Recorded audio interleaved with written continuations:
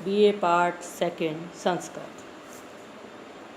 प्रथम प्रश्न पत्र अभिज्ञान शाकुंतलम चतुर्थो अंक श्लोक 10 से 14।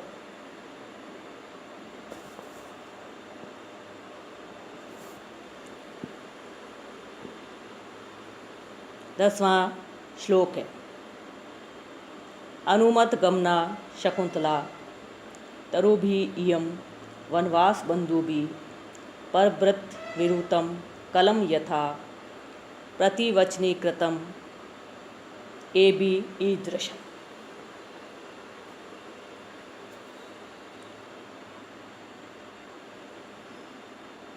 कोयल की कूक के सुनने का अभिनय करके। अन्वय। इयं शकुंतला वनवास बंधुभि तरुभि अनुमत गमना अस्ति यथा कलम परवृत विरुतम एभि ईदृशम प्रतिवचनी कृतम। शब्दार्थ। वनवास बंधुभि वनवास के साथी, तरुभि वृक्षों के द्वारा, अनुमत गमना जाने की अनुमति दे दी गई है, यथा क्योंकि, कलम अस्पष्ट एवं मधुर, परवृत विरुतम कोयल की ध्वनि को, एभि इन वृक्षों ने, ईदृशम इस प्रकार से, प्रतिवचनी कृतम अपना प्रत्युत्तर बनाया है। अनुवाद। इस शकुंतला को तपोवन के बंधुभूत सहवासी वृक्षों के द्वारा प्रस्थान की अनुमति दे दी गई है, क्योंकि अस्पष्ट एवं मधुर कोयल की ध्वनि को इन्होंने इस प्रकार प्रत्युत्तर बनाया है। व्याख्या। जब काश्यप मुनि तपोवन के वृक्षों से शकुंतला के प्रस्थान की अनुमति मांग रहे थे, उसी समय शारंगरव वृक्षस्थ कोयल ध्वनि श्रवण का अभिनय करके कहता है कि तपोवन में एक साथ रहने के कारण बंधुरूप वृक्षों ने इस शकुंतला को पतिगृह जाने की अनुमति दे दी है, क्योंकि इन्होंने मधुर कोयल ध्वनि को अपने प्रत्युत्तर के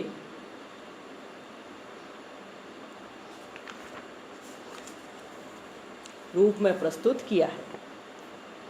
शारंगरव कोकिल ध्वनि सुनकर गुरु से कहता है कि जैसा आप चाहते थे वैसा ही हुआ। वृक्ष स्वयं बोल नहीं सकते थे, इन्होंने अपनी डालियों पर बैठी हुई कोयल के माध्यम से अपने मन की बात कहला दी है, अर्थात शकुंतला को जाने की आज्ञा दे दी है। विशेष। परवृत विरुतम।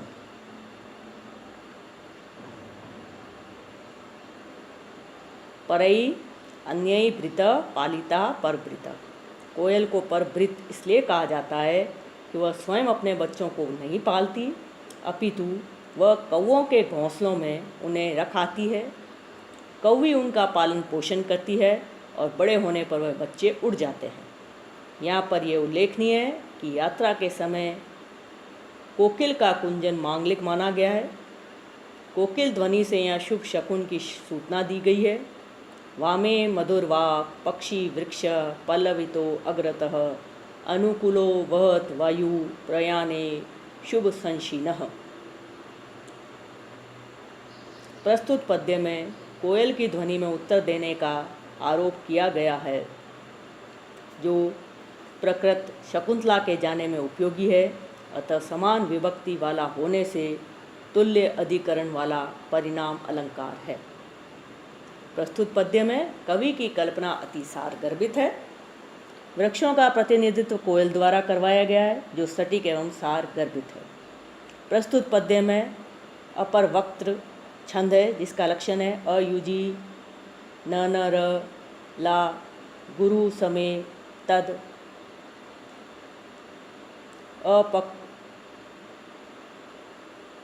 अपर वक्त्रम ईदम नजौ जरो। अतः जिस छंद के विषम चरणों में 2 नगन, 1 रगन, 1 लघु तथा 1 गुरु तथा सम चरणों में नगन, जगन, जगन और रगन हो, वह अपर वक्त्र कहलाता है। व्याकरणात्मक टिप्पणी। अनुमत अनुमन कत कर्मणि परवृत परिवृत इति परवृत। पर प्रतिवचनी कृतम क्री के योग में प्रतिवचन से च्वी प्रत्यय। वनवास बंधुभी वने वास वनवास तेन बंधुभी एव बंधुभी। आकाशे रम्यांतर कमलिनी हरितई सरोबी छाया ध्रुमयी नियमितार्कमयुक्तापः भूयात् कुशेशय रजो मृदु रेणु अस्याः शांतानुकूल पवनश्च शिवश्च पंथः।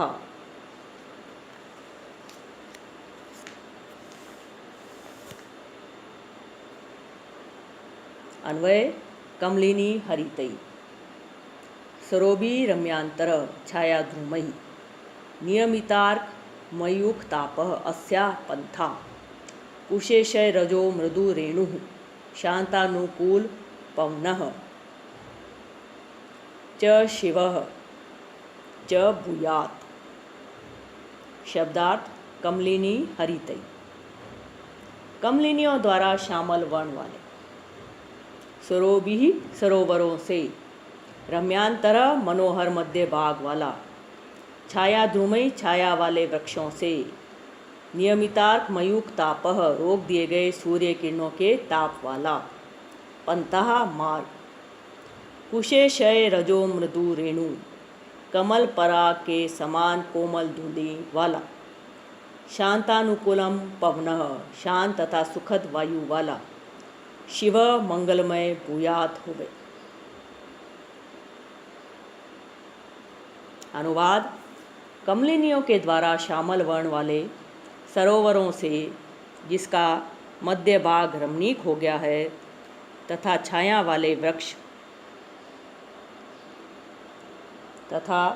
वाले वृक्षों द्वारा जिसमें सूर्य की किरणों का ताप रोक दिया गया है, ऐसा इस शकुंतला का मार्ग कमलों के पराग के समान कोमल है धूलिकण, जिसमें ऐसा मंद और अनुकूल अर्थात पीछे से बहने वाले वायु वाला तथा कल्याणकारी होवे। व्याख्या आकाश में देवता अपना आशीर्वाद शकुंतला को प्रदान करते हैं। वे मानवों के तुल्य प्रत्यक्ष नहीं आते, अतः अदृश्य रूप से आशीर्वाद देते हैं। वे अपने आशीर्वचन में कहते हैं कि इस शकुंतला का पतिग्रह गमन मार्ग कल्याणकारी हो, जिस मार्ग का मध्य भाग कमलिनी समूह से हरित सरोवरों से रमणीक दिखलाई पड़ता हो, जिसमें छाया प्रदान वृक्षों के द्वारा सूर्य की किरणों का ताप दूर कर दिया गया हो, तथा जिस मार्ग में धूलिकण पराग सदृश्य कोमल हो गई हो और वायु मंद मंद तथा अनुकूल बहता, अर्थात शकुंतला को मार्ग में किसी भी तरह की परेशानी न हो। विशेष प्रस्तुत पद्य में पतिग्रह को जाने वाले शकुंतला के प्रति देवताओं के द्वारा शुभकामना व्यक्त की गई है। देवताओं ने आकाशवाणी द्वारा शकुंतला की यात्रा मंगलमयी हो तथा उसे मार्ग में किसी प्रकार की परेशानी न हो, ऐसी शुभकामना व्यक्त की है। सरोभी रम्यांतर जलाशयों से रमणीय है मध्य भाग, जिसका ऐसा मार्ग। सरोभी इस बहुवचनात् पद से पग पग पर जलाशयों के होने की सूचना मिलती है। जलाशयों के होने से मार्ग में प्यास आदि की भी पीड़ा नहीं होगी, ऐसी ध्वनि निकलती है। छाया ध्रुमयी छाया प्रदान वृक्षों से, केवल वृक्षों से ऐसा कहा जाता तो सूर्य की धूप से बचना संभव प्रतीत नहीं होता, अतः छाया प्रदान विशेषण का प्रयोग किया गया है। कुशेशय रजो मृदु रेणु यह मार्ग का विशेषण है। कमल के पराग के समान है धूलिकण, जिसमें ऐसा इससे शकुंतला को मार्ग में चलने पर कठिनाई नहीं होगी, ऐसी प्रतीति होती है। कमलिनी हरितई यहाँ तद्गुण अलंकार है। यह अलंकार वहाँ होता है जहाँ कोई वस्तु अपने गुण का परित्याग करके समीपस्थ उत्कृष्ट गुण वाली वस्तु को ग्रहण कर लेती है। यहाँ पर तालाबों ने अपने स्वाभाविक गुण को छोड़कर कमलिनियों के गुणों को ग्रहण कर लिया है। प्रस्तुत पद्य में मार्ग और वायु दोनों प्रकृत हैं, दोनों कल्याणकारी बने, दोनों का शिव के साथ संबंध होने से तुल्य योगिता अलंकार है। प्रस्तुत पद्य में वसंत तिल का छंद है। व्याकरणात्मक टिप्पणी रम्यांतर रम्यम अंतरम यस्य तादृश्य बहुब्री समास। छाया ध्रुमयी छाया प्रदाना ध्रुमा तई अत्र शाक पार्श्वे पार्थिवादित्वात् समास उत्तर पद लोपश्च। कुशेशय रजो मृदु रेणु कुशेशयानाम रजांसि इव मृद्व रेन्व यत्र तथा विद बहुब्री समास। शांतानुकूल पवन शांत अनुकूल पवन यस्मिन् स बहुब्री समास। कतिपय विद्वानों ने प्रस्तुत श्लोक को चतुर्थ अंक के सर्वश्रेष्ठ 4 श्लोकों में से एक माना है। उनकी मान्यता है कि इसमें न केवल पार्थिव चेतन ने ही मंगल कामना की है, अपितु इस संबंध में आकाशचारी देवता भी मंगल कामना करते हैं। यद्यपि शकुंतला का भावी जीवन पद दुर्गम एवं कंटकाकीर्ण है, जिसकी ध्वनि वायु की होने से मिल जाती है, तथापि अखिल ब्रह्मांड की मंगल कामना उसके लिए अंत में कल्याणकारी होगी।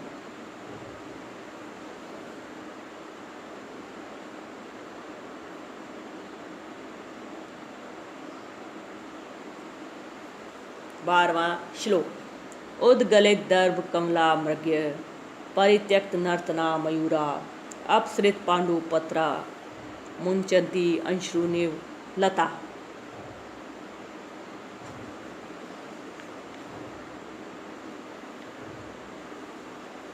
अन्वय। मृग्य उद्गलित दर्भ कमला मयूरा परित्यक्त नर्तना अपसृत पांडुपत्रा लता अश्रुनि मुंचन्ति इव। मृग्य हरिण्य, उद्गलित दर्भ कमला कुशों के ग्रास को उगल देने वाली, मयूरा मोर, परित्यक्त नर्तना नाचना छोड़ देने वाले, अपसृत पांडुपत्रा जिनके पीले पत्ते गिर गए हैं, मुंचन्ति मानो गिरा रही। अनुवाद। हरिणियों ने कुशों के ग्रास को उगल दिया है, मयूरों ने नाचना छोड़ दिया है, लताओं ने पीले पत्ते गिरा दिए हैं, मानो आंसुओं को छोड़ रही हैं। व्याख्या। प्रियंवदा शकुंतला को सांत्वना देती भी कहती है कि तुम्हें पतिगृह जाते हुए देखकर तुम्हारे वियोग के कारण दुखी होकर हरिणियों ने कुशों के ग्रास को अपने मुंह से उगल दिया है, मयूरों ने नृत्य करना छोड़ दिया है तथा अपने पीले पत्तों को गिराकर लताएं मानो तुम्हारे वियोग में आंसू बहा रही हैं। इस प्रकार संपूर्ण तपोवन तुम्हारे विरह से व्यथित हो रहा है। विशेष। प्रस्तुत पद्य में शकुंतला की विदाई की वेला में आश्रमस्थ सभी प्राणियों, पशु पक्षियों तथा वनस्पति जगत को विरह व्यथित प्रदर्शित किया गया है। प्रस्तुत पद्य में तपोवन की शकुंतला के विरह में उत्पन्न कातरता रूप कार्य प्रतिपादन करने के लिए मृग्यों का घास को उगल देना, मोरों द्वारा नृत्य बंद कर देना तथा लताओं का अपने पीले पत्तों को गिराना, इन 3 कारणों का कथन किया गया है, अतः समुच्चय अलंकार है। मृगी, मयूर तथा लताओं पर बंधुजनों के व्यवहार का आरोप किया गया है, अतः समासोक्ति अलंकार है। मुंचन्ति अश्रुनिव लता में लताओं के पीले पत्तों के गिरने में अश्रुओं के गिरने की संभावना की गई है, अतः क्रिया उत्प्रेक्षा अलंकार है। प्रस्तुत पद्य में आर्या छंद है।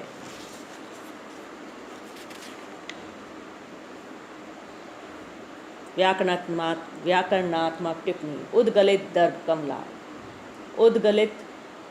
उद्गलिता दर्भानाम कमला या भी तादृश्य बहुब्री समास। परित्यक्त नर्तना परित्यक्तम नर्तनम यई ते बहुब्री समास। अपसृत पांडुपत्रा अपसृतानि पांडुपत्राणि यासाम ता बहुब्री समास।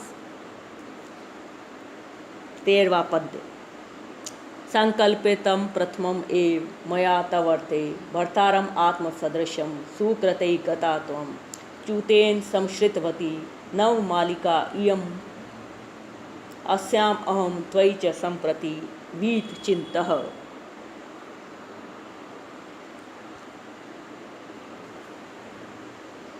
अन्वय।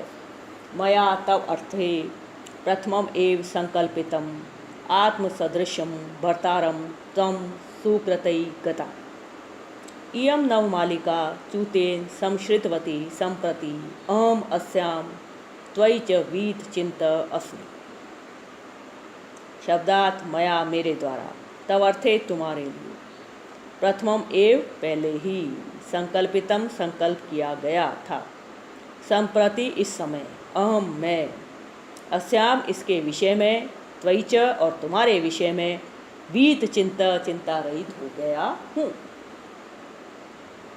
अनुवाद: मैंने तुम्हारे लिए पहले ही संकल्प किया था, वह तुम अपने अनुरूप पति को अपने पुण्यों से प्राप्त हो गई हो। यह वन ज्योत्सना आम के साथ मिल गई है। संप्रति मैं इस वन ज्योत्सना के विषय में और तुम्हारे विषय में विगत चिंता वाला अर्थात निश्चिंत हो गया हूँ। व्याख्या: महर्षि काश्यप शकुंतला से कहते हैं, मैंने तुम्हारे लिए पहले ही ये संकल्प कर रखा था कि तुम्हारा विवाह योग्य वर के साथ करूँगा। अब तुमने अपने पूर्व जन्म कृत्य पुण्यों से वैसे ही अपने अनुरूप पति को प्राप्त कर लिया है। इधर ये नवमालिका भी उचित समय पर आम वृक्ष को प्राप्त हो गई है। अतः मैं तुम दोनों के विषय में निश्चिंत हो गया हूँ। मेरे योग्य वर प्राप्ति रूप चिंता अब समाप्त हो गई। विशेष: प्रस्तुत पद्य में काश्यप के इस संपूर्ण कथन का तात्पर्य यह है कि जिस प्रकार अब मैं निश्चिंत हो गया हूँ, उसी प्रकार अब तुम भी तपोवन विरह दुख को किसी भी प्रकार सहन कर अनुरूप पति प्राप्ति के लाभ को सोचकर निश्चिंत एवं प्रसन्न रहो। प्रस्तुत पद्य में आम वृक्ष एवं नवमालिका पर क्रमशः नायक और नायिका के व्यवहार का आरोप किया गया है, अतः समासोक्ति अलंकार। शकुंतला एवं वध ज्योत्सना दोनों प्रस्तुतों का वीत चिंतः से संबंध होने के कारण तुल्य योगिता अलंकार। यह शकुंतला का अपने अनुरूप पति राजा दुष्यंत के साथ तथा नवमालिका का आम वृक्ष के साथ इस प्रकार योग्य के साथ योग्य का समापन वर्णित होने के कारण सम अलंकार है। इसका लक्षण है समम स्यात् अनुरूप्येन श्लाघा योग्य से वस्तुनः। प्रस्तुत पद्य में वसंत तिल का छंद है। व्याकरणात्मक टिप्पणी: सम श्रितवती सम श्री कत भावे सम श्रित मतुप गिप वीत चिंत विता चिंता यस्य तादृश बहुब्री समास। गता गम कत टा तवार्थे तव अर्थे।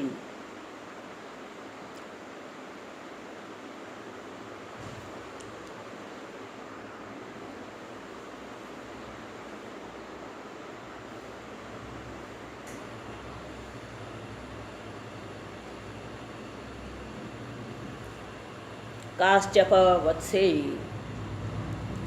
यस्य त्वया व्रण विरोपणम इंगुदीनां तेलम न्यश्चित्यत मुखे कोश सूचि विदे श्यामक मुष्टि परिवर्धित को जहाति सो अयम न पुत्कृतकः पद्विम मृग ते।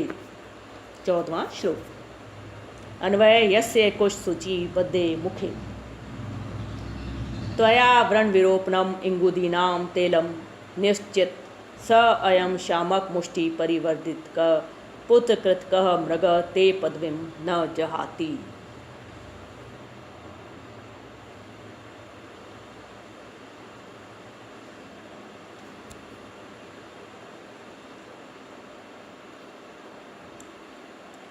शब्दार्थ: कुश सूचि विदे कुशों की नोक से बिंधे हुए, वृण विरोपणम घाव को भरने वाला, निश्चित लगाया गया था, श्यामक मुष्टि परिवर्धित कह सामा की मुट्ठियों से बड़ा किया गया, पुत्र कृतकः पुत्र के समान माना गया, पद्विम मार को न जाति नहीं छोड़ रहा है।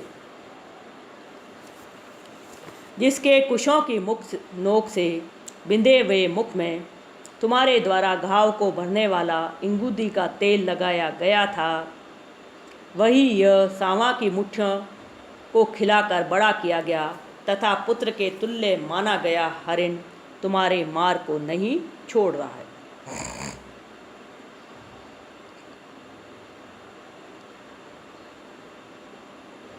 व्याख्या: शकुंतला के ये पूछने पर कि कौन मेरे वस्त्र को खींच रहा है, काश्यप मुनि कहते हैं कि तुम्हारे द्वारा जिस मृग के कुशों के नुकीले अग्रभागों से छिदे हुए मुख पर घाव को सुखाने वाला हिंगोट का तेल लगाया जाया करता था, अर्थात जब इसका मुख कुशों के अग्रभाग से छिद जाता था, उसमें घाव हो जाता था तो उस घाव को सुखाने के लिए तुम उस पर इंगुदी का तेल लगा दिया करती थी। यह तुम्हारे हाथ से दिए हुए मुट्ठी भर श्यामाक धान्य से पला हुआ है, अर्थात तुम्ही ने इसको पाला है, अतः ये तुम्हारा कृतक पुत्र है। वही ये मृग तुम्हारा मार्ग नहीं छोड़ रहा है, तुम्हारा पल्ला पकड़कर मार्ग रोके खड़ा है।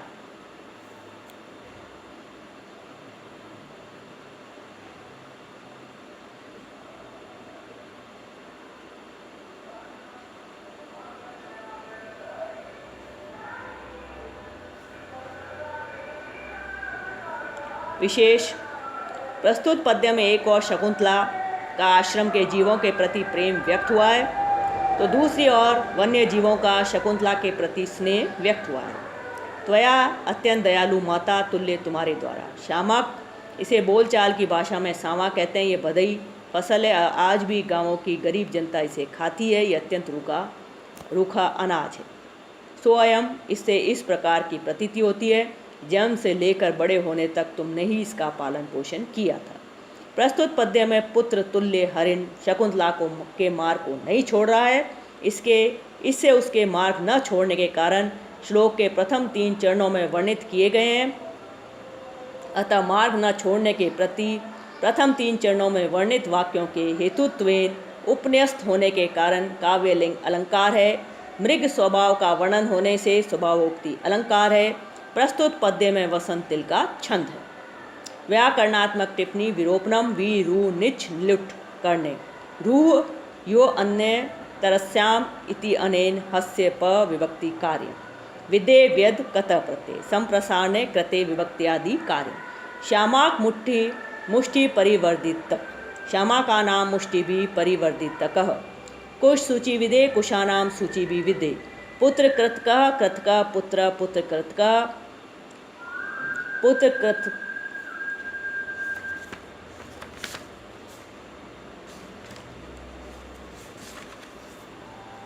अथवा पुत्र कृत सुप सुपा इति समास तथा स्वार्थे कन पुत्र कृत कह जहाती ओहाक त्यागे लट लकार प्रथम पुरुष एक वचन।